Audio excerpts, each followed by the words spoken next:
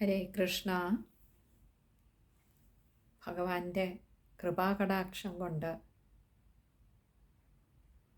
ഭഗവാന്റെ എന്തോ ഒരു സങ്കല്പം പോലെ ഈ ഉള്ളവളെ കൊണ്ട് 6 അധ്യായങ്ങൾ ദശമത്തിലെ ഇപ്പോൾ ഒന്ന് അർത്ഥവിചാരം ചെയ്യാൻ ഒരു പരിശ്രമം നടത്തിക്കുകയുണ്ടായി ഭഗവാൻ. ഇനി നമ്മൾ 7ാമത്തെ അധ്യായത്തിലേക്കാണ് കടക്കുന്നത്.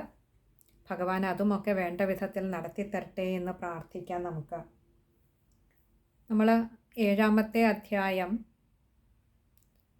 ഭാഗവതം മൂലം ഗ്രന്ഥത്തിലേക്ക് കടക്കുന്നതിന് മുൻപ് നമ്മൾ പതിവ് പോലെ കഥാസാരം എന്താണ് 7ാമത്തെ അധ്യായത്തിൽ പറഞ്ഞിട്ടുള്ളത് എന്നൊന്ന് നോക്കാം. ഈ 7ാമത്തെ അധ്യായത്തിൽ ഭഗവാന്റെ അതിഗംഭീരമായ ബാലലീലകൾ 3 കൂടി ഇവിടെ വർണ്ണിക്കുകയാണ്. കഴിഞ്ഞ അധ്യായത്തിൽ വർണ്ണിച്ചു നിർത്തിയത്, വ്യാസഭഗവാൻ വർണ്ണിച്ചത് തന്നെ കൊല്ലാൻ വന്ന പൂതനയ്ക്കു പോലും മോക്ഷം കൊടുത്ത ഭഗവാന്റെ കരുണാസമുദ്രമായിട്ടുള്ള ആ ലീലയാണ്. ഇനി ഇവിടെ ആദ്യം വർണ്ണിക്കുന്നത് ശകടഭംഗമാണ്. ശകടാസുരനെ വധിച്ചതാണെങ്കിൽ അടുത്തത് തൃണാവർത്തനെ വധിക്കുന്നതും, പിന്നെ ആ പൊന്നുണ്ണിക്കണ്ണൻ്റെ വായിൽ ആ വിശ്വരൂപ ദർശനം, ആ വിശ്വത്തെ മുഴുവൻ കാണിച്ചു കൊടുത്തുകൊണ്ട് അമ്മയെ വിസ്മയിപ്പിക്കുന്ന ലീലയാണ്. ഇങ്ങനെ 3 ലീലകളാണ് ഈ ഒരു 7ാമത്തെ അധ്യായത്തിൽ വർണ്ണിക്കുന്നത്. നമുക്കറിയാം, പരീക്ഷിത്തു മഹാരാജാവിൻ്റെ ചോദ്യത്തിനനുസൃതമായിട്ടാണ് ശ്രീശുക മഹർഷി ഭാഗവത കഥയെ പറഞ്ഞു പോയിരിക്കുന്നത്. ഇവിടെ പരീക്ഷിത്തു മഹാരാജാവ് പറയുകയാണ്, ഭഗവാന്റെ മത്സ്യാദികളായിട്ടുള്ള അവതാരങ്ങളെക്കുറിച്ചൊക്കെയും മുൻപുള്ള അധ്യായങ്ങളിൽ അല്ലെങ്കിൽ മുൻപുള്ള ദിവസങ്ങളിൽ ശ്രീശുക മഹർഷി പരീക്ഷിത് മഹാരാജാവിനോട് പറഞ്ഞു കൊടുത്തിരിക്കുന്നു. അപ്പോൾ അതുകൊണ്ട് തന്നെ ആ അവതാരങ്ങളെക്കുറിച്ച് കേൾക്കുമ്പോൾ തന്നെ അതിയായ ആനന്ദാനുഭൂതിയാണ് പരീക്ഷിത് മഹാരാജാവിനുണ്ടാകുന്നത്. അതുകൊണ്ട് ഇവിടെ അടുത്തതായി ചോദിക്കുന്നത്,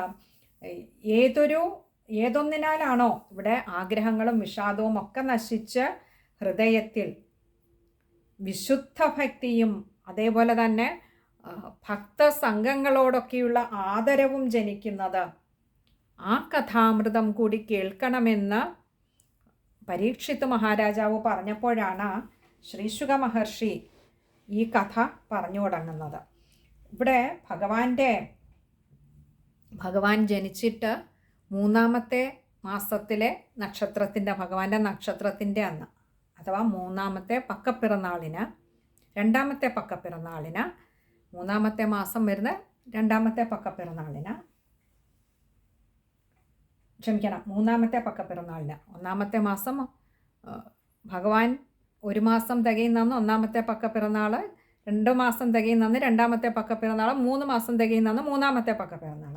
അപ്പോൾ അങ്ങനെ 3ാമത്തെ പക്കപ്പിറന്നാളിൻ്റെ അന്ന് പൊതുവേ കുഞ്ഞുങ്ങൾ, അതുവരെ മലർന്നു കിടക്കുന്ന കുഞ്ഞുങ്ങൾ അന്നാണ് ആദ്യമായി സാധാരണ കമിഴ്ന്ന് വീഴാനായിട്ട് തുടങ്ങുന്നത്. അപ്പോൾ അത് അന്ന് ഗോകുലത്തിലൊക്കെ വലിയൊരു ആഘോഷമായിട്ടായിരുന്നു നടത്തിയിരുന്നത്. അങ്ങനെയുള്ള ഈ 3ാമത്തെ പക്കപ്പിറന്നാൾ ദിനം അവിടെയൊക്കെ വലിയ അലങ്കാരങ്ങളും ആഘോഷങ്ങളും വാദ്യഗീതങ്ങളും മന്ത്രഘോഷങ്ങളും ഒക്കെ മുഴങ്ങുകയാണ്. ധാരാളം ജനങ്ങൾ വരുന്നുണ്ട് ഈ പൊന്നുണ്ണിയുടെ ഈ 3ാം പക്കപ്പിറന്നാൾ ആഘോഷത്തിനായിട്ട്.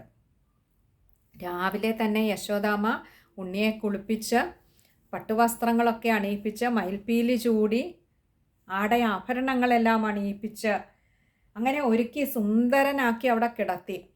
നല്ലൊരു കുളിയൊക്കെ കഴിഞ്ഞപ്പോൾ ഈ ഉണ്ണിക്കാകട്ടെ ഉറക്കം വന്നു. ഉണ്ണിയെ അവിടെ ഒരു തൊട്ടിലിൽ കിടത്തിയിട്ട് അമ്മ വരുന്നവരെയൊക്കെ സ്വീകരിക്കാനും സൽക്കരിക്കാനുമുള്ള തിരക്കിൽ ആ യശോദാമ്മയും മറ്റുള്ള ഗോപന്മാരും ഗോപസ്ത്രീകളും ഒക്കെ അങ്ങനെ മുഴുകി നടക്കുകയാണ്. ആ വേളയിൽ തൻ്റെ ഉണ്ണിക്ക് എല്ലാ ശ്രേഷ്ഠതയും ഉണ്ടാകണമെന്ന് കരുതിയിട്ട് നന്ദഗോപരാകട്ടെ ബ്രാഹ്മണർക്കൊക്കെ വസ്ത്രം, ധനം, ഗോക്കൾ തുടങ്ങിയുള്ള അന്നം കൊടുക്കുന്നുണ്ട് വരുന്നവർക്കൊക്കെ. അങ്ങനെ ധാരാളം സമ്മാനങ്ങളും ഒക്കെ നൽകി വരുന്നവരുടെയൊക്കെ പ്രീതിക്കായിക്കൊണ്ട് നിരന്തരം അവർ വർദ്ധിച്ചുകൊണ്ടിരിക്കുകയാണ്. അങ്ങനെ ഇരിക്കുമ്പം ഉറക്കത്തിലായിരുന്ന നമ്മുടെ ഈ പൊന്നുണ്ണിക്കണ്ണൻ ഒന്ന് ഉണർന്ന് കരഞ്ഞു. പക്ഷേ തിരക്കിൽ പെട്ട് നടന്നിരുന്ന മറ്റുള്ള ഗോപന്മാരോ ഗോപസ്ത്രീകളോ ഇതറിഞ്ഞില്ല. ഉണ്ണി എന്ത് ചെയ്ത് കാലിട്ട് കുടഞ്ഞൊന്നുകൂടി ഒന്ന് കരഞ്ഞതും ആ ശകടം പൊളിഞ്ഞ് വീണതും ഒന്നിച്ചായിരുന്നു. ശകടം വലിയ ശബ്ദത്തോടു കൂടി അങ്ങോട്ട് പൊളിഞ്ഞു വീണപ്പോൾ അവിടെ തിരക്കിട്ട് നടന്നിരുന്ന യശോദാമ്മയും നന്ദഗോപരും ബാക്കിയുള്ളവരും ഒക്കെ ഓടി വന്നു. എന്താ ഇപ്പോൾ ഇവിടെ സംഭവിച്ചത് എന്നറിയാനായി അവിടെ ചുറ്റിനും നിന്ന് കളിച്ചുകൊണ്ടിരുന്ന ബാലന്മാരോട് അന്വേഷിച്ചു. ഇതെങ്ങനെയാണ് ഈ ശകടം പൊളിഞ്ഞു വീണത്? ബാലന്മാർ പറഞ്ഞു, ഞങ്ങൾ നോക്കിയപ്പോൾ കുഞ്ഞ് കിടന്ന് കരഞ്ഞു. ആ കുഞ്ഞി കാലിട്ട് ആ ശകടത്തിലൊന്ന് ചവിട്ടിയപ്പോൾ അത് പൊളിഞ്ഞു വീണതാണ്. പക്ഷെ മുതിർന്നവരുണ്ടോ അത് വിശ്വസിക്കുന്നു? ഈ കുട്ടികൾ എന്തോ അറിവില്ലായ്മ പറയുകയാണ്. ഒരു കൊച്ചു കുഞ്ഞ് കാലിട്ട് ചവിട്ടിയാൽ, വെറും 3 മാസമായ കുഞ്ഞ് കാലിട്ട് ചവിട്ടിയാൽ പൊളിഞ്ഞു വീഴുന്നതല്ലല്ലോ ശകടം എന്ന് കരുതി. പക്ഷെ അവരുടെ ഉള്ളിൽ അപ്പോഴും ഇനി ഉണ്ണിക്ക് എന്തെങ്കിലും ഭയമുണ്ടായിട്ടുണ്ടാവുമോ? യശോദാമ്മ എളുപ്പം മടിയിലെടുത്തിരുത്തി പാലൊക്കെ കൊടുത്തു. നന്നായി മുലപ്പാൽ വലിച്ചു കുടിക്കുന്നുണ്ട്. ഭാഗ്യം, ആവോ തൻ്റെ ഉണ്ണിക്ക് കുഴപ്പമൊന്നുമില്ലല്ലോ എന്ന് ആശ്വസിച്ചു. അങ്ങനെ ഗോപന്മാരും മറ്റു ഗോപസ്ത്രീകളും യശോദാമ്മയും നന്ദഗോപരും ഒക്കെ കൂടി ആ തങ്ങൾക്ക് തിരിച്ചു കിട്ടിയ ആ പൊന്നുണ്ണിയെ വേണ്ടുവോളം വാത്സല്യാതിരേകത്താൽ മൂടുന്നതോടൊപ്പം ഈ ഉണ്ണിക്ക് എന്തെങ്കിലും ഒരു ക്ഷതം ഇതുകൊണ്ട് സംഭവിച്ചിട്ടുണ്ടെങ്കിൽ, ഒരു ഭയം സംഭവിച്ചിട്ടുണ്ടെങ്കിൽ അതൊക്കെ മാറാനായിട്ട് ബ്രാഹ്മണരെ കൊണ്ട് തൈര്, അക്ഷതം, ദർഭ എന്നിവയൊക്കെ കൊണ്ട് ആഹൂതിയൊക്കെ നടത്തി. ആഹൂതി നടത്തിയതിന് ശേഷം ഈ വേദ മന്ത്രജപാൻവിധം തുടങ്ങിയ തീർത്ഥ ഔഷധികളിലാണ് ഈ പൊന്നുണ്ണിക്കണ്ണനെ എടുത്ത് അഭിഷേചനവും ചെയ്യിച്ചു. അതിനുശേഷം തൻ്റെ ഈ ഉണ്ണിയുടെ ക്ഷേമത്തിനായിക്കൊണ്ട് സ്വസ്തിയനമൊക്കെ ചൊല്ലിച്ചു. അതേപോലെ തന്നെ ഹോമങ്ങൾ കഴിപ്പിച്ചു. അങ്ങനെ പട്ടും പൂമാലയും അതേപോലെ പൊന്മാലയും ഒക്കെ ചാർത്തി നിന്നിരുന്ന ഗോക്കളെ ധാരാളമായിട്ട് ബ്രാഹ്മണർക്ക് ദാനം നൽകി, തൻ്റെ ഉണ്ണിക്ക് ഒരു ദോഷവും വരാതെ ഇരിക്കാനായിട്ട്.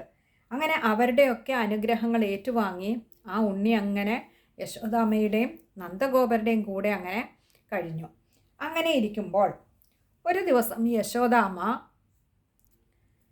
ആ ഉണ്ണിക്കണ്ണനെ എടുത്തുകൊണ്ട് നിൽക്കുമ്പോൾ യശോദാമ്മയ്ക്ക് തോന്നി, തൻ്റെ കുഞ്ഞിന് എന്തേ, തൻ്റെ ഉണ്ണിക്ക് എന്തേ ഇപ്പോൾ ഇത്ര ഭാരം കൂടാൻ?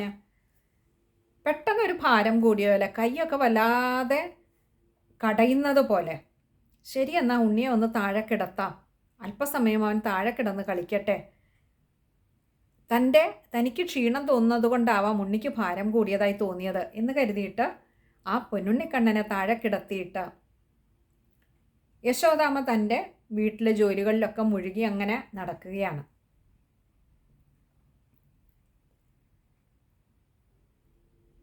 ഇവിടെ ഈ സമയത്താണ് കംസൻ്റെ ഒരു അനുവർത്തിയായിട്ടുള്ള തൃണാവർത്തൻ എന്ന് പറയുന്ന ഒരു അസുരൻ അവിടെ വരുന്നത്. എങ്ങനെയാണ് വന്നത്? വലിയൊരു ചുഴലിക്കാറ്റിൻ്റെ രൂപത്തിലാണ് വരുന്നത്. വന്നിട്ടോ ആ ഗോകുലം മുഴുവൻ തൻ്റെ ആ കാറ്റിൻ്റെ ശക്തിയാൽ അടിച്ചു പറപ്പിച്ചു കൊണ്ടുപോകുന്ന പൊടി കൊണ്ട്, പൂഴി മണ്ണുകൊണ്ട് അവിടെ മുഴുവൻ അങ്ങോട്ട് പൊതിഞ്ഞു. ഗോകുലം മുഴുവൻ ഇരുട്ട് വ്യാപിക്കുന്നത് പോലെയായി. ഒന്നും കാണാൻ വയ്യ, ആളുകൾക്ക് തന്നെ പരസ്പരം കാണാൻ വയ്യ. അതോടൊപ്പം ഭയങ്കരമായ ഹുങ്കാര ശബ്ദവും കാറ്റിൻ്റെ. യശോദാമ്മ ഓടി വന്ന് തൻ്റെ ഉണ്ണിയെ താൻ താഴെ കിടത്തിയിട്ടാണല്ലോ പോയതെന്ന് പെട്ടെന്നാണ് ഓർത്തത്. എന്നാലോ മുൻപോട്ടേക്കുള്ള വഴി കാണാനാവാതെ അത്രമാത്രം പൊടി കൊണ്ട് ഇരുണ്ടുപോയിരിക്കുന്നു ഗോകുലം മുഴുവൻ. അവിടെയൊക്കെ എങ്കിലും കൈകൊണ്ടൊക്കെ തപ്പി നോക്കി, എങ്ങും ഉണ്ണിയെ കാണുന്നില്ല. താൻ കിടത്തിയിടത്ത് എങ്ങും ഉണ്ണിയില്ല. അവിടെയെല്ലാം തപ്പി ഒടുവിൽ ആ ഉണ്ണിയെ കാണാതെ യശോദാമ്മ കരഞ്ഞ് കരഞ്ഞ് കരഞ്ഞ് ക്ഷീണിച്ച് തളർന്നു വീണു.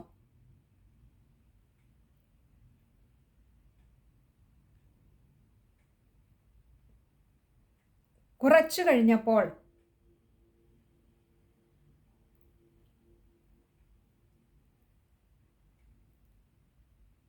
കുറേയേറെ ഗോപസ്ത്രീകൾ ഈ യശോദാമ്മയുടെ കരച്ചിലൊക്കെ കേട്ടുകൊണ്ട് അവിടെ ഉണ്ടായിരുന്ന അവരുമൊക്കെ ഈ പൊടിപടലത്തിനിടയിലൂടെ എങ്ങനെയെങ്കിലും തങ്ങളുടെ ആ ഉണ്ണിക്കണ്ണനെ തിരയുന്നുണ്ട്. പക്ഷേ അവരും ഇതേപോലെ കരയുകയല്ലാതെ നിർവാഹമില്ല. കണ്ണുനീർച്ചാലുകൾ അങ്ങനെ പറ്റാതെ ഒഴുകിക്കൊണ്ടിരിക്കുന്നു എല്ലാവർക്കും. എന്താ ഇപ്പോൾ ചെയ്യുക? ഉണ്ണി എവിടെയെന്ന് ആർക്കും അറിയില്ലല്ലോ. അങ്ങനെ ഇരിക്കുമ്പോൾ കുറേ കഴിഞ്ഞപ്പോൾ കാറ്റും പൊടിയുമൊക്കെ ഒന്ന് അടങ്ങി. അപ്പോഴാണ്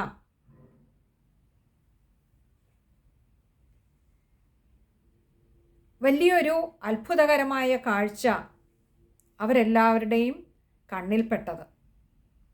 ഈ സമയത്ത് മറുവശത്ത് ആ തൃണാവർത്തൻ എന്ന് പറയുന്ന അസുരൻ കൊടുങ്കാറ്റിൻ്റെ രൂപത്തിൽ വന്നിട്ട് ആ ഉണ്ണിയെ അങ്ങോട്ട് പൊക്കിയെടുത്ത് മുകളിലേക്ക് കൊണ്ടുപോയി. ഉണ്ണി എന്തു ചെയ്തു? ആ തൃണാവർത്തൻ്റെ കഴുത്തിൽ അങ്ങോട്ട് മുറുക്ക പിടിച്ചു. സാധാരണ ഉണ്ണികൾ അങ്ങനെയല്ലേ, അവർക്ക് എന്തെങ്കിലും ഒരിത് വന്നാൽ അമ്മമാരുടെ കഴുത്തിൽ മുറുക്കി അങ്ങോട്ട് പിടിക്കുക, അല്ലെങ്കിൽ മാലയിൽ, അങ്ങനെയൊക്കെയല്ലേ. അതേപോലെ ഈ ഉണ്ണിയും തൃണാവർത്തൻ്റെ കഴുത്തിൽ അങ്ങനെ മുറുക്കി അങ്ങോട്ട് പിടിച്ചിട്ടോ തൻ്റെ ഭാരം അങ്ങോട്ട് കൂട്ടിക്കൊടുത്തു. തൃണാവർത്തൻ്റെ ഭാരത്തിനേക്കാളൊക്കെ എത്രയോ മടങ്ങ് ഭാരമായപ്പോൾ തൃണാവർത്തന് താങ്ങാനാവുന്നില്ല. ഈ ഉണ്ണിയെ കുടഞ്ഞു കളയാൻ നോക്കുന്നുണ്ട്. പക്ഷേ ഉണ്ണിയെ തേടിപ്പോയ ആ തൃണാവർത്തനെ ഉണ്ണിയും കൈവിട്ടില്ല. കഴുത്തിലങ്ങനെ അമർത്തിപ്പിടിച്ചു. ഒന്നുകൂടി അമർത്തി. കുടഞ്ഞു കളയാൻ നോക്കുമ്പോൾ ഒന്നുകൂടി ശക്തമായി അമർത്തി. ഏതായാലും ആ അമർത്തലിൽ അങ്ങനെ ആ ശക്തി കൂടിക്കൂടി വന്നപ്പോൾ തൃണാവർത്തൻ്റെ പ്രാണൻ ആ ദേഹം ഉപേക്ഷിച്ചു. ഇതാ താഴെ വന്ന ഭൂമിയിൽ വന്ന ചത്തുമലച്ചങ്ങോട്ട് കിടന്നു. എവിടെ? ഗോകുലത്തിൻ്റെ പരിസരത്ത് തന്നെ. ആ തൃണാവർത്തൻ എന്ന ഭീകരനായ അസുരൻ്റെ വിരിമാറിൽ ഇതാ ഉണ്ണി അങ്ങനെ ഇരിപ്പുണ്ട്. ഇവിടെ കാറ്റും, ഗോകുലത്തിലാകട്ടെ കാറ്റും പൊടിയുമൊക്കെ ഒന്ന് അടങ്ങിയപ്പോൾ തങ്ങളുടെ ആ പൊന്നുണ്ണി കണ്ണനെ തേടി നടന്ന ഗോപന്മാരും ഗോപസ്ത്രീകളും കാണുന്നത്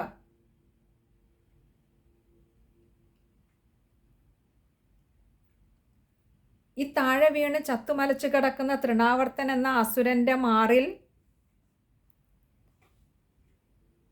യാതൊരു ഭാവഭേദവും കൂടാതെ ആ മനം മയക്കുന്ന ചിരിയുമായി തൻ്റെ പതിവ് ലീലകൾ എന്ന ഭാവേന കളിച്ചുകൊണ്ടിരിക്കുന്നതാണ്.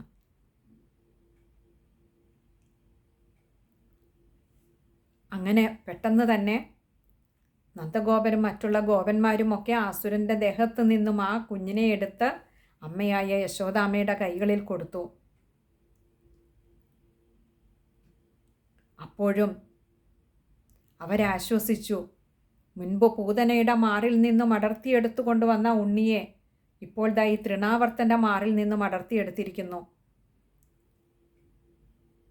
നന്ദഗോപരും മറ്റ് ഗോപന്മാരും ഒക്കെ പറഞ്ഞു, ഇതൊക്കെ എന്തൊരു അത്ഭുതമാണ്. പിന്നെ ഒരു പൊതുവായ തത്വം കൂടി അവരവിടെ പറയുന്നുണ്ട്.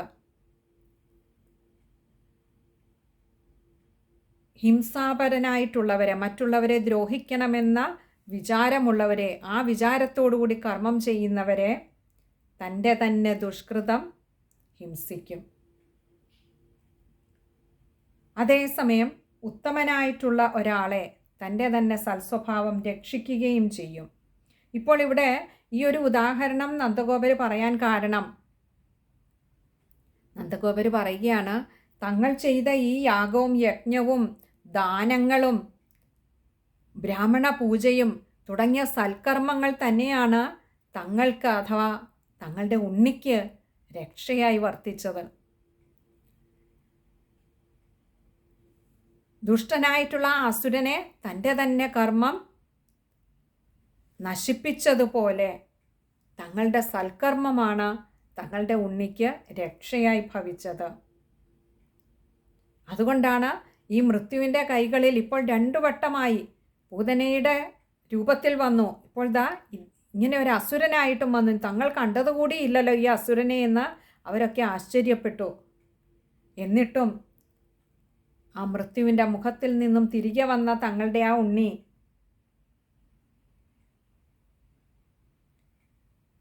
തങ്ങളെ കൊണ്ടൊക്കെ കരുണാമയനായ ഭഗവാൻ ചെയ്യിച്ച സൽക്കർമ്മങ്ങളുടെ ഫലം കൊണ്ട് ആപത്തൊന്നും കൂടാതെ തിരികെ എത്തിയതിൽ ഗോപസ്ത്രീകളൊക്കെ അങ്ങനെ സന്തോഷിച്ചു. ഈ സമയത്ത് നന്ദഗോപർക്ക് വസുദേവർ പറഞ്ഞ കാര്യങ്ങൾ ഓരോന്നോരോന്നായി മനസ്സിലൂടെ അങ്ങനെ ഓടിയെത്തി.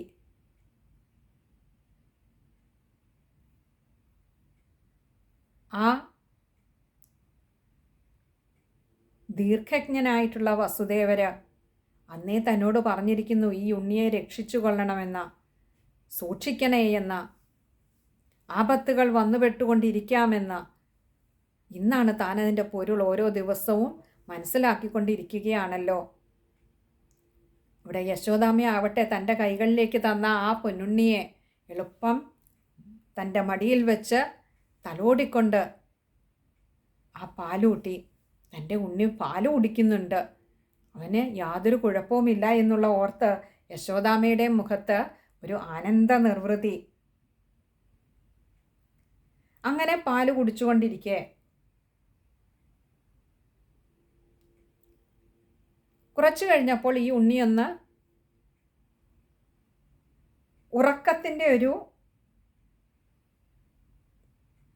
ഭാവം കാണിച്ചു. പതിയെ പതിയെ ഒരു കോട്ടുവായി ഇട്ടു.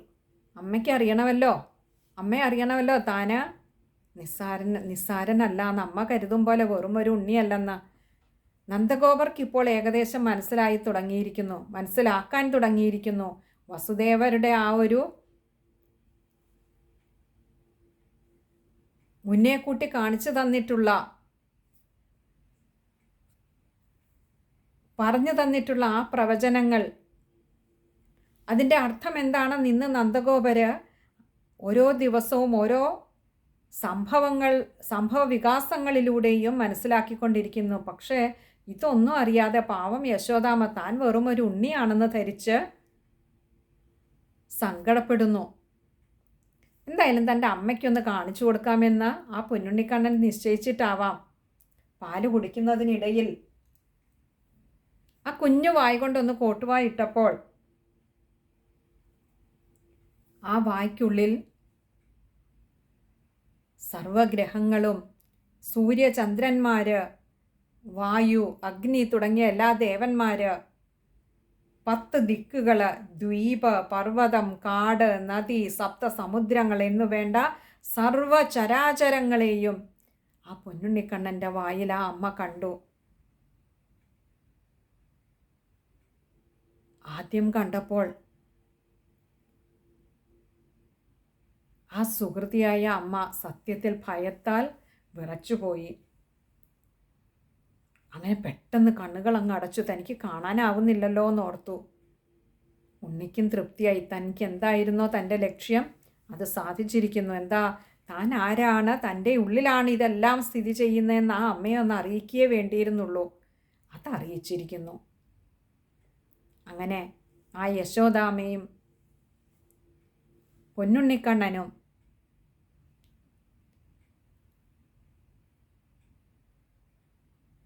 ആ ഭഗവാനാവട്ടെ തൻ്റെ ലക്ഷ്യം നിർവഹിച്ചുവല്ലോ എന്നുള്ള ആനന്ദം യശോദാമ്മയ്ക്ക്. അസുര സംസർഗമുണ്ടായിട്ടും തൻ്റെ ഉണ്ണിക്ക് കുഴപ്പമൊന്നും കിട്ടാതെ തിരിച്ചു കിട്ടിയല്ലോ എന്നുള്ള ആനന്ദ നിർവൃതി. അങ്ങനെ ആ ഗോകുലത്തിൽ പൊന്നുണ്ണിക്കണ്ണൻ്റെ ലീലകൾ വീണ്ടും തുടരും. ഇത് ഈയൊരു ലീല വരെ പറഞ്ഞുകൊണ്ട് 7ാമത്തെ അധ്യായം വ്യാസഭഗവാൻ ഇവിടെ അവസാനിപ്പിക്കുകയാണ്. ഹരേ കൃഷ്ണ. സർവത്ര ഗോവിന്ദനാമസങ്കീർത്തനം. ഗോവിന്ദ ഗോവിന്ദ.